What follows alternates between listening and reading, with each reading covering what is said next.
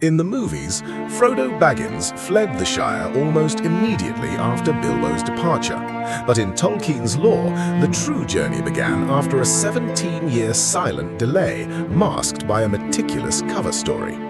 When Bilbo left in the year 3001, Frodo was only 33.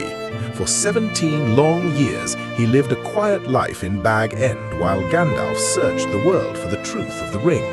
Only when the wizard returned in a panic did the trap close. But Frodo could not simply vanish.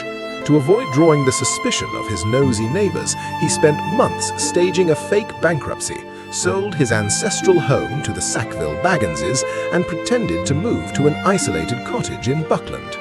On his 50th birthday, under the cover of autumn darkness, Frodo finally left Bag End on foot. Accompanied by Sam and Pippin, they chose a perilous off-road route rather than the east road. They marched through the rolling hills of the Tookland, plunged into the dense thickets of the woody end, and actively hid from the sniffing Black Riders. This was not a sudden flight, but a calculated, agonizing cross-country escape toward the Brandywine River.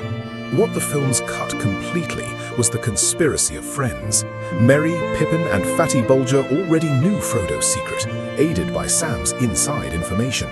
They had spent weeks preparing the refuge at Crickhollow, packing supplies and tracking Frodo's movements.